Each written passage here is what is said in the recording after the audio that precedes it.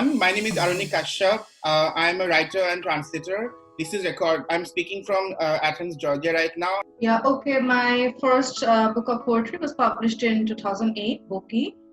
Second came after quite some time in 2017, Cyber Proverbs, which was brought out by Poetry Wala. And various other articles, poems have been published in anthologies over this. Sure. My first novel, Windhorse, was published in 2013, and that was based on the Tibetan resistance movement. My second novel, No Direction Rome, was a dark comedy, and it was published soon after in 2015. It's actually taken a while for me to work on my third novel, and I'm working on my third novel now, which is a dark comedy. I'm also working on a book of nonfiction set in Southeast Asia. And Hi, my first book was a collection of short fiction called Next Door, published by Penguin India. And very soon after that was a novel called Rebirth, again a Penguin India novel. And then a long gap of 10 years. And this year, right before lockdown, I chose this year, right before lockdown, to bring out the next book, a novel called Undertow. So it's just being released from lockdown as we speak. Okay, Uddipana? Okay, so my first book was a collection of poems. So now I have two poetry collections, both from Authors Press in New Delhi. And I have an academic book, Conflict and Reconciliation, The Politics of Ethnicity in Assam, from Routledge. And I have a short story collection from Zuban, which is where actually the story that's in your anthology was first published. And then I also have a collection of folk tales from the Northeast, retold folk tales. So yeah, and I'm working on a couple of other things. So. And I know that you guys are also working on many exciting projects. If you have time, I would love to quiz you on that. But thank you so much for joining us today here again. I am really thrilled. And the really funny thing about this panel is that we might as well have this panel in Assamese. And because we can, because we are all Assamese speakers, but in a true act of public service and generosity, so that others can understand us, I'm going to have this panel. We are having this panel in English. Okay. So the first question I wanted to ask is, I hope nobody ever asks me to pick which is my favorite story, because I love all the stories equally in this collection, and that will always be my answer. So please don't ask me. But I wanted to talk, each one of you to talk a little bit about your story, and the stories that all four of you have contributed. Obviously, what is common among all of us is that all of you write in English primarily, and the stories you have contributed are written in English. The book has a large number of translated stories from Baruah and Assamese, but your stories are in English. And that is one of the reasons I also yoked this panel together, because I thought we can ask some questions around that topic. But before that, can you tell me about how this story began? What was the genesis? What was the original idea? How did you work on it? So maybe I'm going to start in a reverse order. Maybe Uddipana would like to go first. Your story is Colors, set in Guwahati. And it is kind of an experimental story. Uddipana, are you here? You just froze for me there. Could you repeat your question, please? Yes, I wanted to talk a little bit about your story. Okay.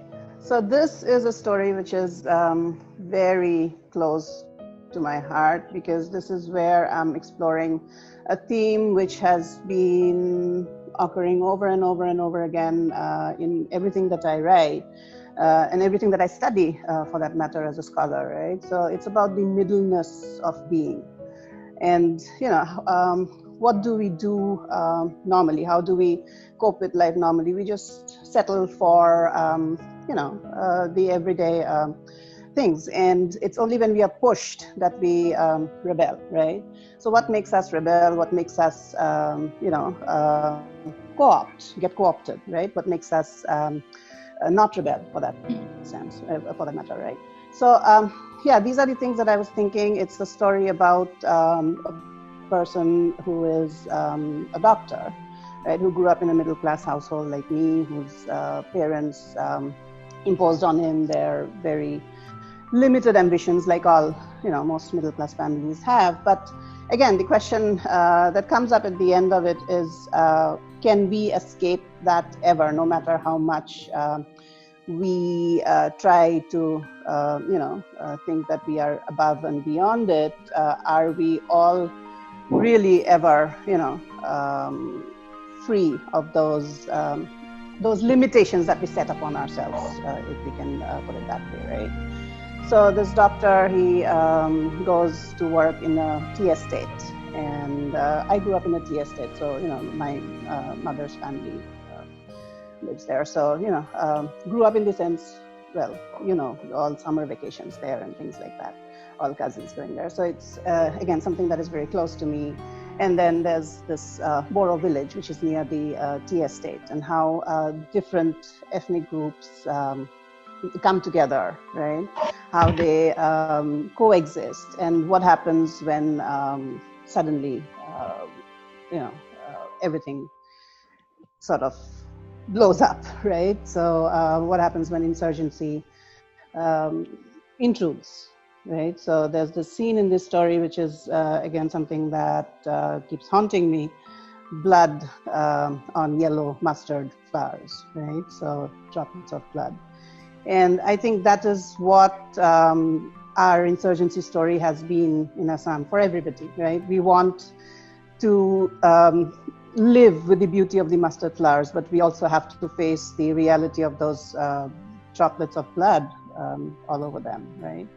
So yeah, that was what it was. And like I said, this whole question of middleness, of being in the middle, right? Living in that condition is something that I'm also working on now for my next novel. So yeah. Thank you so much. That's a really stark and very beautiful image, but at the same time, under the beauty of those beautiful mustard flowers is a bloody reality that you're exploring. Jahnavi, and I'm going to come to informal ways of addressing now, because that's how we always address. Jahnavi, tell me about Nirmala. She's this one woman who is torn between two sons. And in so many ways, the story of the conflict in Assam is about fratricidal conflict, right?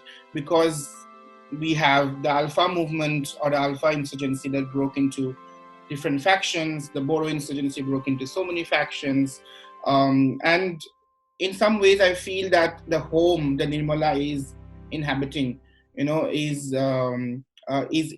also a microcosm of what Assam is, or what Assam's history with insurgency has been. Maybe I'm reading too much because I'm an academic. You can tell me. So this is what happened. Two things happened when you asked me to write for this particular collection. Is that I've always said for my other fiction, I've never taken insurgency as a centerpiece. I always write what I say from within a family, within a community, and I write about what happens to it. And for a lot of us in Assam, we were in the middle of this huge turbulence, but we were living our daily lives through it. I remember I was between the ages of 20 to 25, I was in medical college in Guwahati, and we had to deal with daily things such as our exams, our semester exams, our getting to college, getting back from college, births, weddings, funerals. Everything was happening around us, right? But at the same time, there was this big seething turbulence all around us, and a lot of us got stuck in it. We were sort of between two very strong pulls. So many of us have seen this, that within our family, you find one son has gone away and joined the insurgents, and the other son, and the other person, or the son or the family member, is perhaps working in the government. It's something which happened to me personally. My father was part of the government, part of the establishment. When he joined his service in government service, he's a very nationalistic-minded person, so it was for the nation, for India. And then lo and behold, 30 years down the line, there is this, from his own community, a separatist movement. So people would look at him and say, you're going to office, but you shouldn't. You should picketing Kurubala High School. You can't go to office today, right? So I've actually been in this very strange incident in Uzan Bazaar in my grandfather's house near Baruah temple. And my father was setting out to go to work, and my grandmother from Ubrotara, not the Barbary grandmother, was at the gate picketing with her gang of 40-year-old women and saying, "No, Basra, you can't go to work today." So I've actually seen it from both sides, and I wondered that these two conflicting pulls, and we did feel conflict. We felt for both sides, I think, at least I can say for myself. I saw their point of view, I saw the other point of view, I saw the futility of both points of view, I saw the futility of what was happening on the ground. And so when I sat down to write, I said, this is the area I would like to explore. And I anyway love to explore the world from within, from a family, from a community setup. And that's what I sat down to do with Nirmala. So Nirmala was literally pulled apart by these two conflicting loyalties. Thank you. Kaushik, your story is, it's just so devastating, and I don't want to give any spoilers. I don't know how to talk about your story without giving any spoilers. But you are the author, so I'm going to let you sort of take over, and if you want to give spoilers, you're welcome. If you don't want to give spoilers, that's also fine. But I want to know, where was the inspiration? How did you end up writing this powerful story? I think the inspiration, it comes from memory, and it comes from how I remember Guwahati and my time in Guwahati. Like all of us, I studied in Guwahati. I was in Don Bosco, then I was in Cotton College before I moved to Delhi for my higher education. And building on what Jahnavi said also, though there was a conflict raging all around us, in Guwahati at least, we also had all the normal trials and tribulations and the joys and heartbreak of adolescent life. It's around sort of slightly older adolescents, older adolescent boys that the story is set. And, they were going through, so I wanted to talk about the music, about the school shenanigans and the high school shenanigans that boys like us, sort of undertook in Guwahati. Of course, we were also privileged because Guwahati was a bubble and we were slightly safer from the conflict that was raging around Assam and in more remote areas or in other districts. And the boys that I'm talking about are broadly middle class, so also slightly secure in their privilege. But I wanted to talk about what happens when these lives intersect with the conflict that is an everyday part of their lives too. So in the first part of the story, I don't refer to the conflict at all, again, because I wanted it to be a late childhood, early adult, a young adult kind of tale. And the tension, and I wanted to build tension because there was, even in our daily sort of school adventures, misadventures, school romances, our sort of academic successes or failures, there was the backdrop of the violence. It affected us in tangential ways. We knew of neighbors, we knew of cousins, parents who were involved, and it was in our minds. And of course, all the boys want to migrate, want to move out, which, as we know, it was aspirational because we saw, at that point, we saw our community and our state as a community that had failed us, the middle class, and everyone wanted to move out for aspiration or out of disenchantment. So I built on that vibe. I built on the music. I built on a very snappy young language that I wanted to recreate, and then see what happens when they encounter the so-called other young men of the state, which is, the ones who joined the Alpha or those who later became Salfa. And there's here with boys are Salfa, at some level, it's just young men, and they were mostly men who took up arms because they couldn't imagine other ways of dealing with the state or addressing societal problems. They could only find arms to deal with them. And so it's about what happens when these two worlds collide. And like you said, it does lead to a devastating end, but and unexpected. So which happened across the state. Absolutely. Thank you so much. Yeah. For those who are watching this and are not from Assam or Northeast, Alpha is the United Liberation Front of Assam, and Salfa is Surrendered United Liberation Front of Assam. And this is the story of many of the insurgency movements in Assam, where insurgency movements start and then the government coaxes them, forces them whittles them, brutalizes them into submission and create a group of surrendered militants. And they roam around the city with guns, and Yes. and then do a lot of things that you don't want them to do. Probably, it's too much power vested on a certain group of people. I'm coming to Nitoo. Nitoo, I love your story, of course, but I loved the title of your story for so long that I actually wanted to name the anthology Chart Paper. Then I thought that it's I have to find a title that is more sort of all encompassing, but at the same time, in my mind, Chart Paper was the title, and I debated for a long time. And you also, I think, this is this is one of the first stories that I commissioned for the anthology. You're very generous.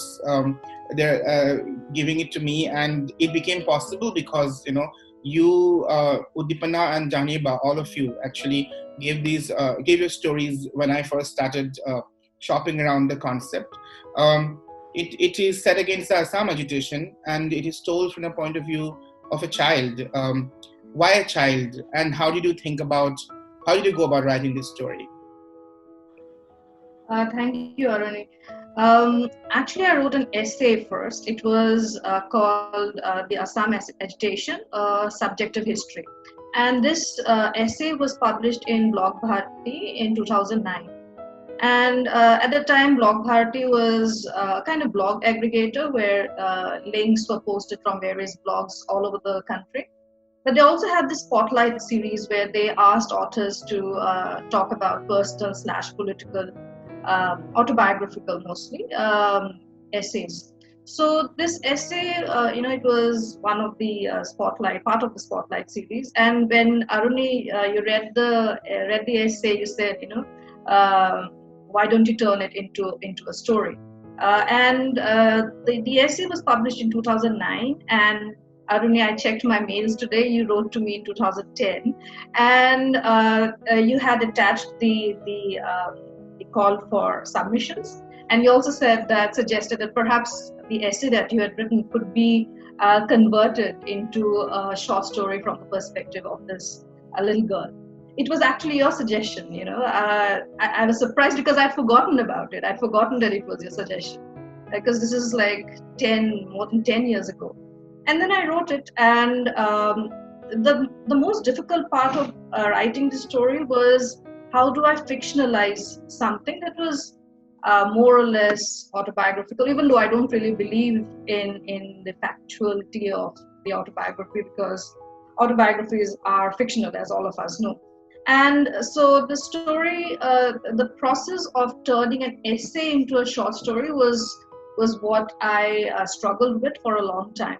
And then also I asked several of my friends, not several, maybe 3-4 of my friends, how should I go about, people who are prose writers, because most of you are prose writers. A couple of you, Aruni and Uddipana, you straddle both worlds, but I am primarily a poet. So prose, when I do try prose, it comes to me with great difficulty, and it, for want of a better term, the few fictional pieces that I've written are magic realist in nature. So this primarily, again, for want of a better term, social realist story, where I had to follow kind of sequencing, kind of rational, stick to the narrative. I found all that very difficult, because I always feel that one can lie better in poetry. One can't really lie so much in prose. I mean that's a poet's perspective, I guess. So anyway, finally, when I wrote the story, I had to, I picked up certain things that had actually happened, like the pencil stub, the hollow of the pen, etc. Those are things that actually happened, and then the protest march on the banks of the Brahmaputra. And school closing, not really have anything to do. Our school closed, St. Mary's closed, and being given holiday homework suddenly.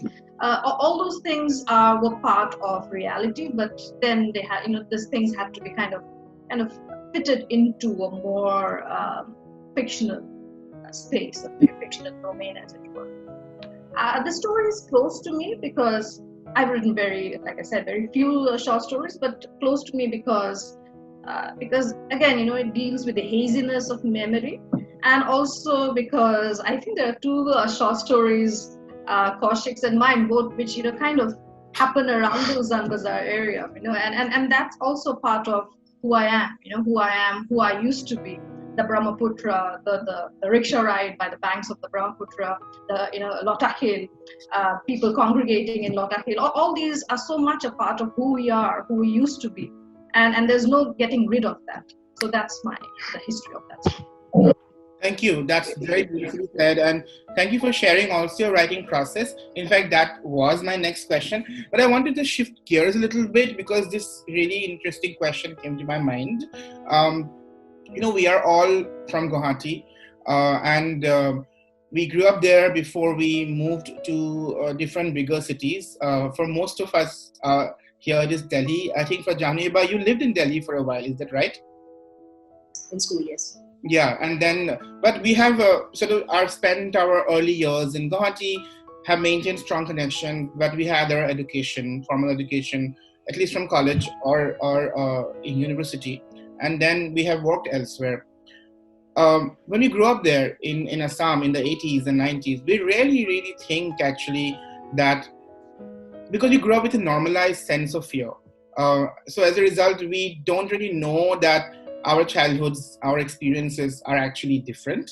So there's always a moment, when you come to Delhi, when you go to Bombay and move there and you realize that, damn, this is different, these guys are having a very different kind of childhood and our childhood is different. For me, that moment was, I think it was when I first went to Delhi for admissions. I really saw that people's, all these major newspapers, their front page headlines were soaring prices in electricity. Somebody has said something, vegetable prices, petrol prices have gone up. There's a local murder that has happened. These are the things that were the front page. And most of my front pages were like, gun battles, 10 people killed, massacres, rapes, bomb blasts. This is what has happened. Most of the time it was brutal, gruesome, and they were part of breakfast conversations. Literally, we are having tea and we are discussing, should we go out today? Will there be an Assam burn? So if the Assam burn happens suddenly. So this normalized sense of fear, but at the same time, we live with it and we accept it as normal, because it happens every day and becomes so banal. But then we move out. There's a moment always, for me, it was watching the newspaper headlines. So I wanted to know what was that moment for each one of you when you realized that, we have a very different kind of childhood, and we have made it. We have still survived this. Maybe Nitoo, you can go first. You asked me? Yeah, would you like to go first? Yeah. A different kind of childhood. The story chart paper actually starts with the wailing, the howling of the hukukua that we used to hear from across the river, and that's a memory that it's a nightmare actually, which stays with me. I mean, it's a recurring nightmare, much like mathematics exams and homeopathy exams too. So these nightmares, they become a part of who we are, because how do you look back upon something? You look back upon something only as a kind of nightmare, So that's really sad, because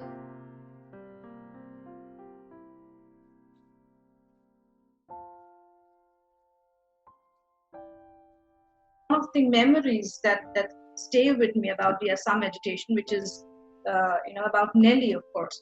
And the memory is that people have gathered. It's Nelly has just happened. People have gathered. People are outside, and they're saying, even though it's winter and the sandbanks are out, but people are saying that Bangladeshi women's breasts have been cut off and they're floating on the river. And this, sometimes I think I shouldn't have heard this because it's such a frightening memory, actually. That you think of a disembodied woman, a woman who is actually no longer a woman, and a body part by which you would know her as a woman, has been just severed, and that is not part of my story, but it's there in my memory and it's there in the essay. And this, that moment when you realize that this is not going to go away, this past is never going to be erased. That's because as soon as I left Guwahati, I was in JNU, and JNU was in those days a very safe place. It was like a little village. It was like a little village, and we didn't even go out to Munirka for months together. So that's the safety of this ivory tower academia, where you're only talking about very just highfalutin theories and not really in touch with the real world. You're not in touch with Munirka. You are JNU all by yourself. This really perfect ivory tower where we are only dealing with thoughts of a certain kind, intelligence of a certain kind, and but the realization is that this is perhaps not who I am, and that's a feeling that stays with me. It's still with me. That feeling that I will always be an outsider. There is no way that I can belong to any particular space. That's so well said, Jahnavi. By the way, Nitoo, for me it was math as well. I was terrified of maths. Jahnavi? So I think I was a little bit older during the insurgency. I was already in medical college, and I think I was an intern already. So as an intern, we posted to our wards, we posted to the casualty emergency ER. And at that time, I thought it was normal, but not once, but on several occasions, we have been called to duty. There's been a bomb blast. And where do the victims come? To GMC, right?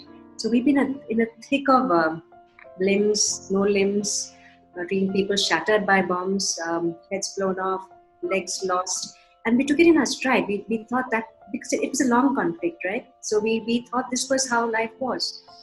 After my MBBS, I came into Bangalore to do my MD, my house job and MD in a very, again, excellent center of excellence, St. John's Medical College, and where the biggest sort of emergency would be a cardiac arrest or a road traffic accident, one patient at a time. And I'm sitting there in comfort and wondering, my goodness, I mean, never in their lifetimes will these doctors see what we went through in GMC. And we took it for granted and we took it as the normal, but was it normal? I kind of relive those things sometimes. Exactly. Uddipana? Yeah, I just went back to those days, right? So Kaushik and Nitoo's stories about young kids, school kids in those days. I remember what we were told walking back, because I used to walk back from school every day. So my parents would always be like, when you walk back, if there's an army convoy passing, do not look up. Right? I did not know why at that time, but as we grew older, as we read about Baruah, as we read about all those different women who were raped and killed, I realized why, right? So at that time we did not know, but that fear of the security forces that we felt, and we used to hear all these stories, and uncle of mine, somebody, a distant uncle, was captured, taken to the army camp, tortured, and he and in fact this is something that I have again fictionalized in one of my stories, right? So he was tortured in the army camp. When he was being put on the pyre, there was not a single bone intact in his body, right? So these are the things we grew up with. And then I came to Delhi, and I was studying in IP College, Indraprastha College, where Nitoo teaches. And my roommate there happened to be the daughter of this army officer who was posted in the Northeast, right? He was one of the topmost officials there. And she, till this day, she's my best and I think only friend from IP who I'm in touch with, and who, she's among my best friends, right? So, and when I first started talking to her, I felt very weird because I was connecting to her. She was, this is a normal human being. But then her father was posted there, and I met her father, who was like this, wonderful uncle, right? So I did not know how to reconcile the two. And till this day, the one thing that stands out to me in my entire relationship with her was 26th January, right? A beating retreat. And she was like, we have to go there.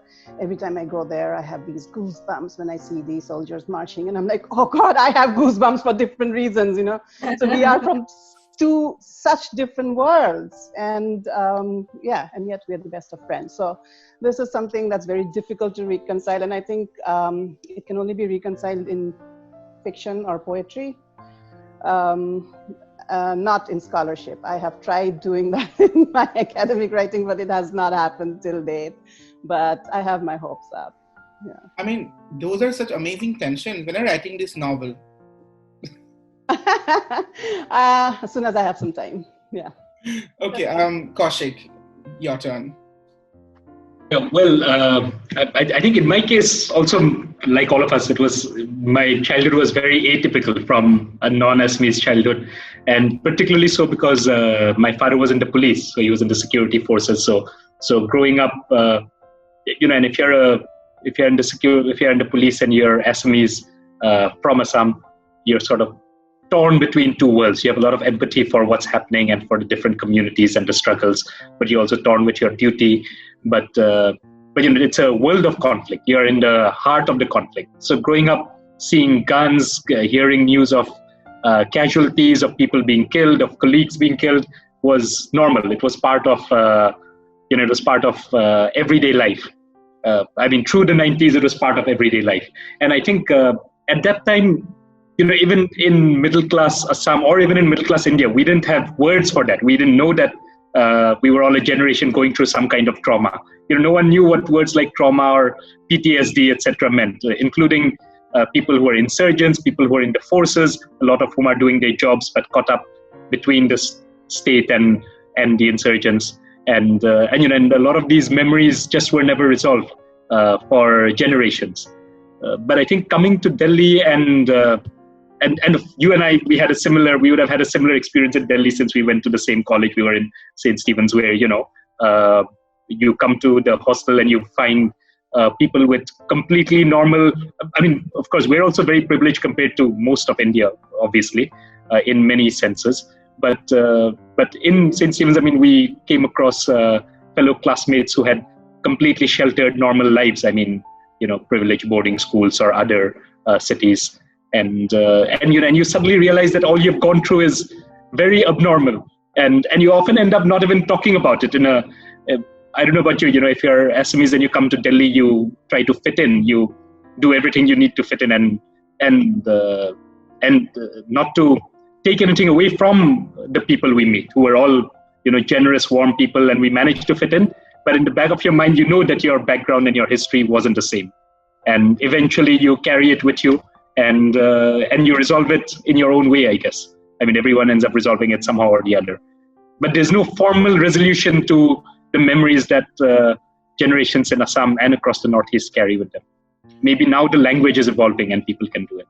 Absolutely. There is no formal resolution. That's very beautifully said.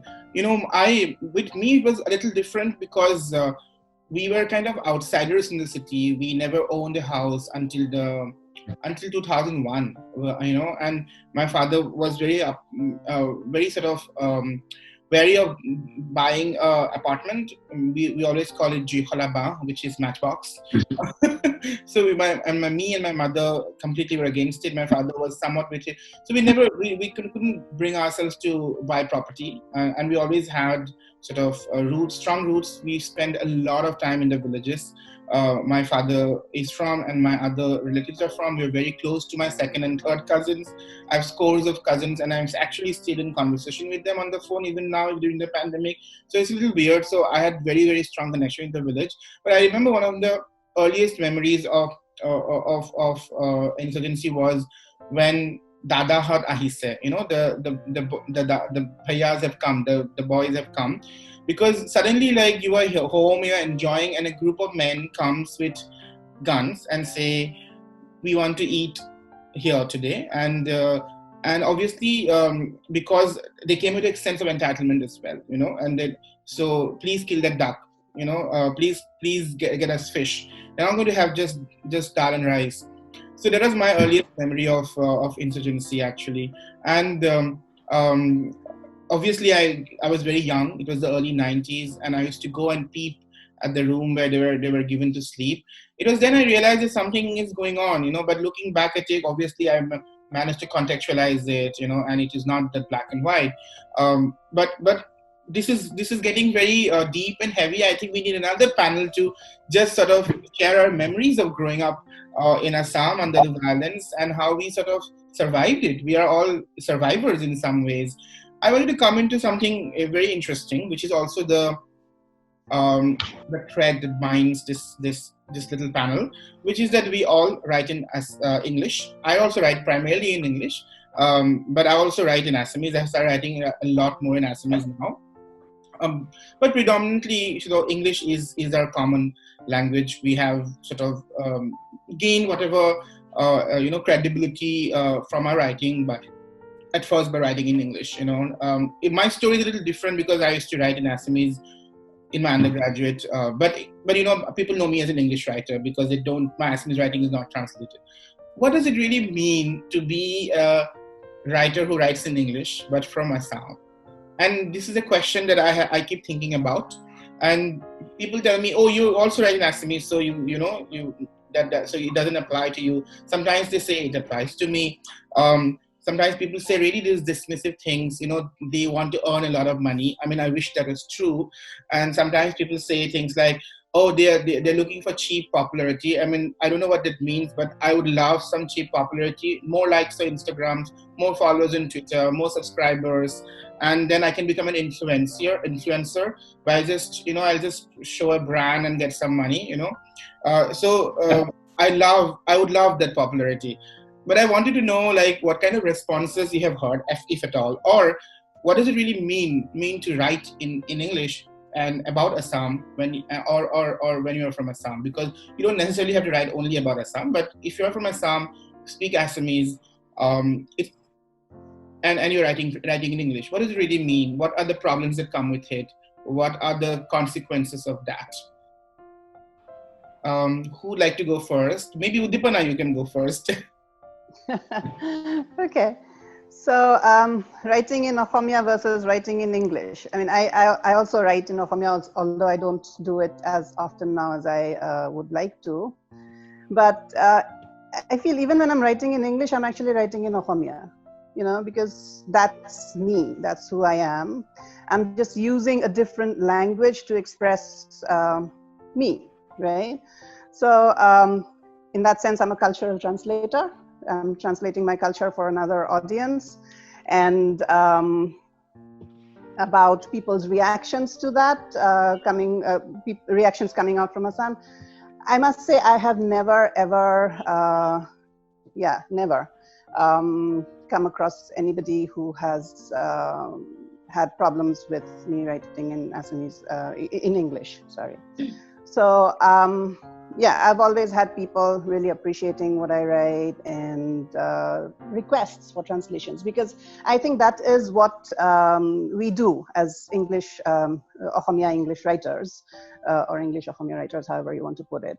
That's what we are doing. We are translating our experiences for an audience who have not known about us, who have not heard about us. We are just trying to express ourselves in different ways, right? So I've done a lot of translations from Assamese to English. I have written in English, right? So all of that, I think, boils down to the same thing, that we are just trying to be heard. We are just presenting ourselves to the world, right, as who we are. And it does not put us apart from the world. It does not make us, different from it does not set our experiences apart from other, people who are in similar situations, similar insurgency or conflict-ridden situations. It just aligns us with the rest of the world. So I think it's a way of us aligning ourselves with the rest of the world. That's been my experience. Thank you. Jahnavi? So I'll give you the background to this whole writing in English, writing in Assamese. Please. Unlike the rest of you, I left Guwahati in class 4.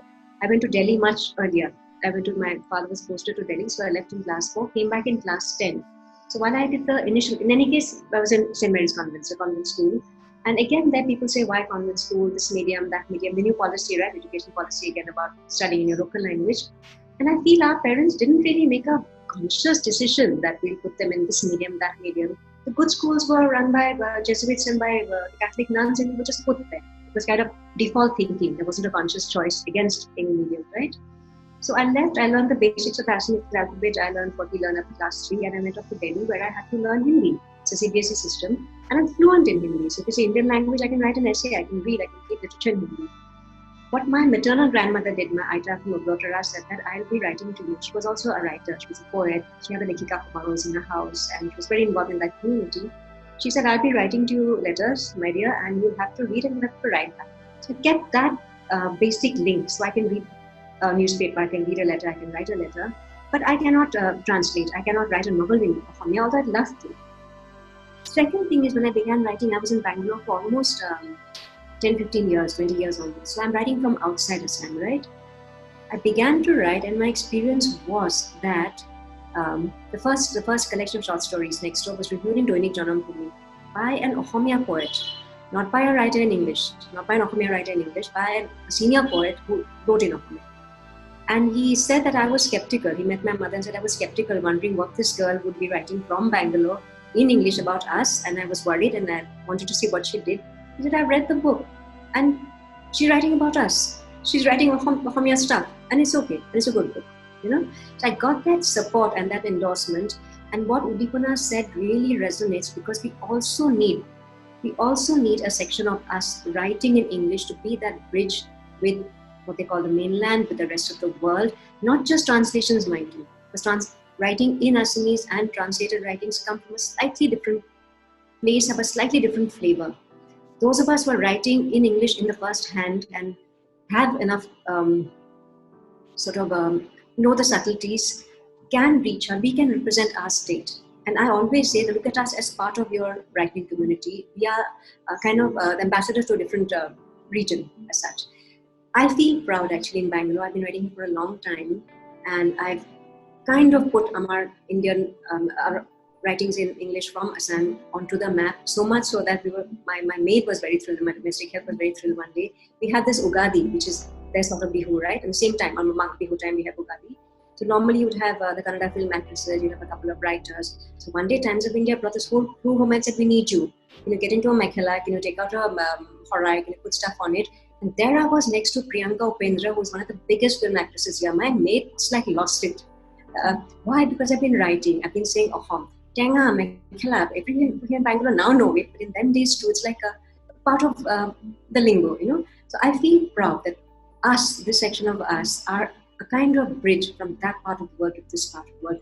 I don't feel guilty, and like Uddipana said, I've only actually felt support from the people back in Assam. I have to say that, when I wrote my first novel, much before the English media picked it up, reviews, interviews were solicited from Assamese magazines and Assamese news channels. They're all on YouTube. Anybody can go and watch them. And this came out much before any review came out in English. And I really was really surprised because I think in the rest of the country, if you're an Indian English writer, you are mostly vilified. But in Assam, we get a lot of support generally, and I was delighted by that. Hadin did a full page interview, which is the largest weekly in Assam. Then Hathori had a very long essay about the novel. Almost every satellite channel had a primetime interview with me, and this is without a publicist, without me going to sort of any of these media houses to seek support. They just say, "Oh, we heard about your novel. Please come talk about it," And it was really I was really delighted. I felt an amazing amount of support from the Assamese language media, which absolutely means a lot for me actually. Nitoo, we have been discussing this on WhatsApp a little bit. That writing in English or writing in Assamese, these are not conscious choices. These are also very subconscious choices, right? So or it's not that we consciously choose to write in English because here are our goals, A, B, C, Ds. Is that right? Would you like to elaborate a little bit on that? And then I'll come to Kaushik. Yeah. Because we've been talking about our childhoods, I did not come to English from a position of power. I was the first girl in my family who was sent to, as Jahnavi said, an English medium school.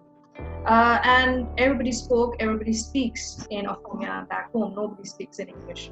So this, this whole idea of English being somehow up there and, something aspirational is something that, I've thought about for a long time, especially since, it's been, almost 23 years that I've been teaching English in the University of Delhi, in one of the colleges where Uddipana was the first batch I ever taught in IP.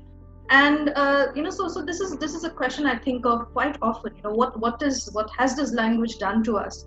And even though I say that I came to English as with the sense of alienation, but I felt even more alienated with Assam. You guys may not agree, but I've always felt like somehow that that this language, this linguistic space, class, caste, whatever term you may want to use for it, I've never felt that I belonged, in that particular space. And this alienation, this estrangement, whatever term you want to use for it, is something that stays with me. Even when I translate, I do some translation, not as much as I would like to, but I translate from Assamese to English, only short fiction. When I translate, it is not so much about taking the story to a larger audience, but more about trying to have a conversation with the person I'm trying to translate. Like I translated Joy Hoyka, who is part of this anthology, and it was like having a conversation with this young writer. What is he actually thinking? What is his idea of Assam? And that's also one of the reasons why I have this soft spot for Hoyka, because I feel that same kind of conflict, same kind of not knowing, and not really being able to place myself very clearly either here or there. I think that's it. No, that's very beautifully said, and I think that sentence, where you said, "I don't come from English from a position of power," resonates with me so deeply, because I'm still the only English speaker in my entire family and clan and whatever. Because my father has 8 brothers and sisters. Most of them are no more. They have numerous cousins. I have about 21 first cousins, if I'm not wrong, or 19. And we are very close, as I said, along with the second cousins. I'm the only English speaker. Nobody reads English except my father, because, he knows the language, but he never really speaks in English unless he has to in official situations. So for me, my parents and my family, sending me to an English medium school was actually aspirational, but at the same time, because my mother was a novelist in Assam, and my father and mother both have studied Assamese literature formally and earned PhD degrees on it. So they made sure that I read Assamese there. But at the same time, I read Assamese, I read Hindi, and I read Bangla when I was growing up. More so Bangla. And that gave me a much more sort of comfort with different languages. And for me, it has never been a big question whether writing in English is a big deal for me or difficult for me. It's just that it comes naturally to me, depending on the story and the voice of the character that I listen to. So it's always a subconscious choice. And I think people find it hard to believe. I was recently interviewed by an Assamese writer in Assamese, and I said, it's like living in Ghost. If the character is telling me the story in Assamese, that's what I do. That's why my Assamese novel, Noiko Natia Durod, and the 3 other novellas I have written in Assamese, they are all written in Assamese because I heard the story in Assamese, because the characters told me the story in Assamese. It's just so mysterious how the writing process works for me, that, and I think it's for others as well. It's hard for me to say why I chose this language or that language. So I really love that sentence that you said. You don't come to English from a position of power. That's really, really important to remember. Kaushik, I want to come to you.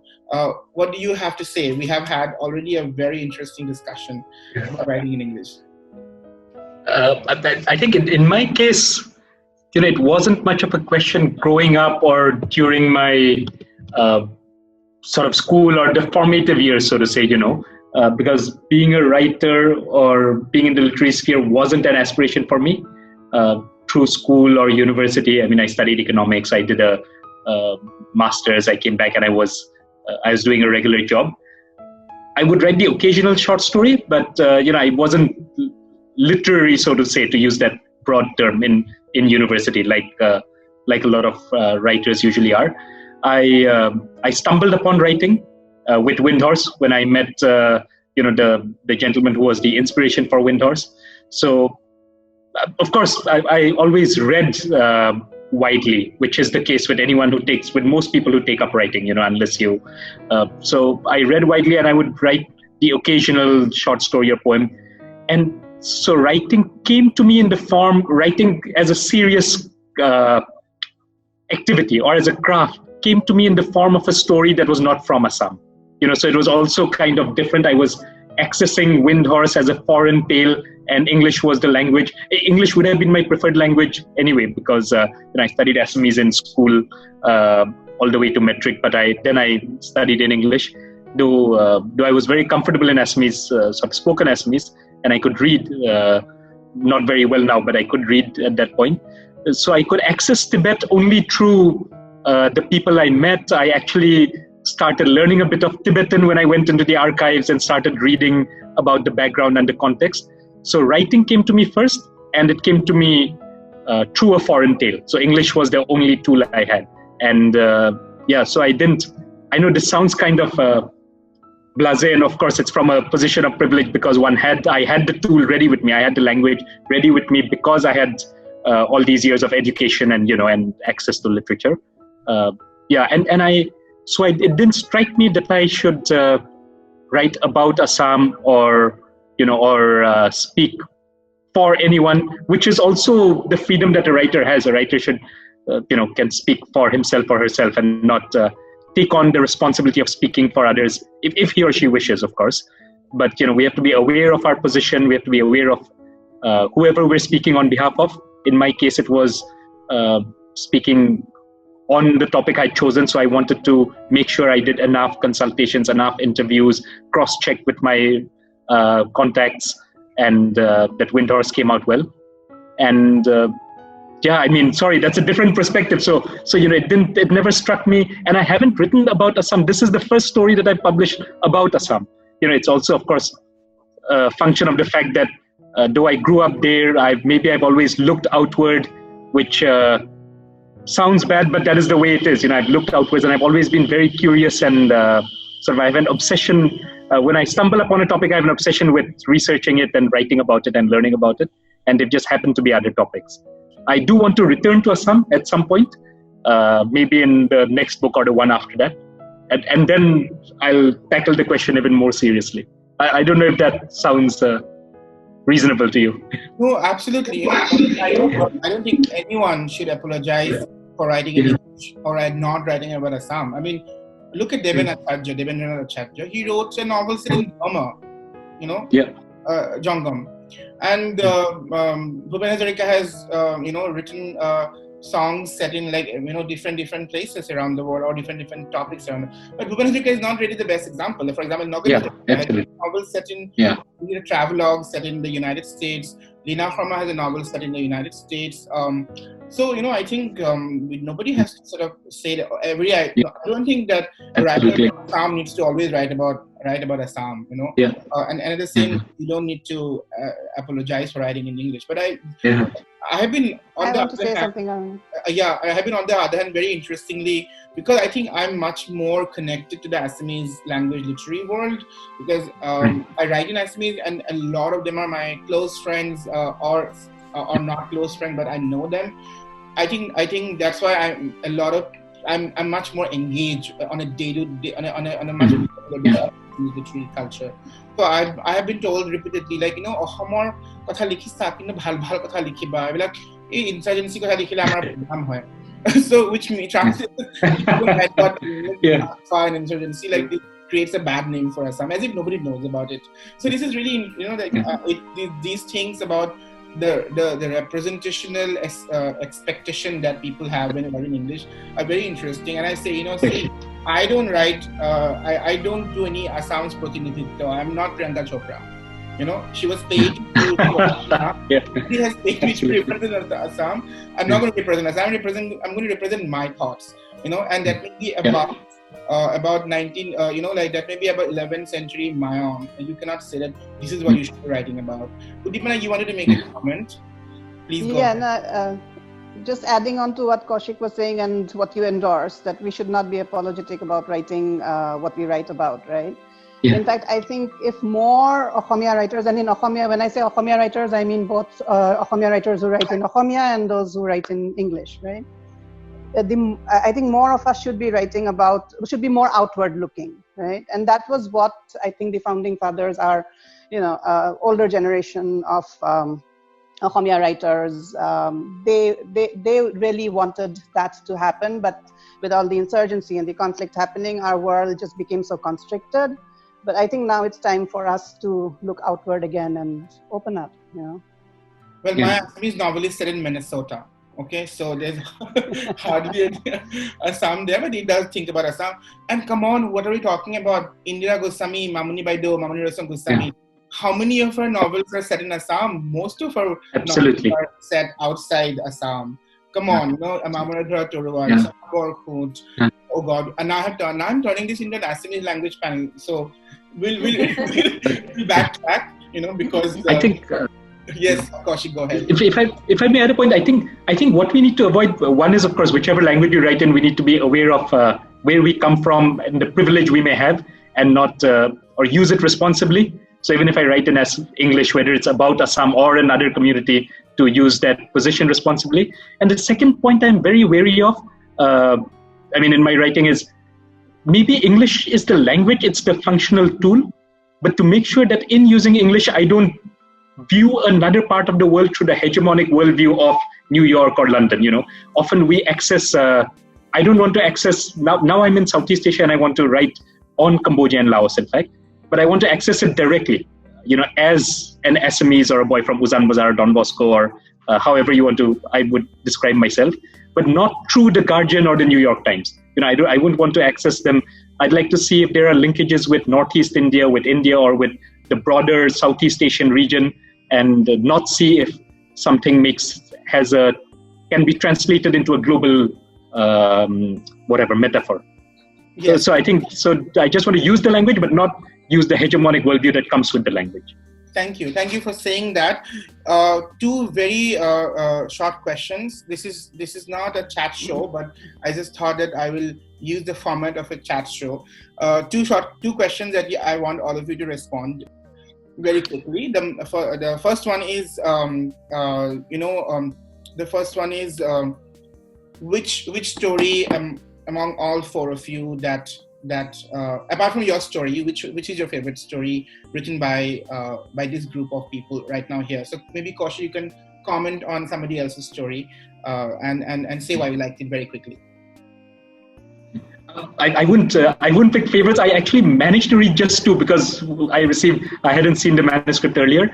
I read Jahnavi Buzz and Nitoo's story. I'm not being diplomatic, but I love both for different reasons. Jahnavi Buzz because of the reasons that you stated, which is that there's a slow. I think there's something for me that I could learn from both. In the Vigil, there's the slow uncoiling of tension. This sort of slow, gentle exploration of the relationships, which is a style that I found very striking. And it's not my style, so I also know that mine is very different. But one can always learn from different styles and approaches. So that I found very striking. And Nitoo's short story I found very striking because of the point of view and how beautifully that was done. Right from the first sounds that the story starts with, the hukoa of the wolves, So that I found really striking because you are transported immediately into the world of the young child. And actually, Uddipana Buzz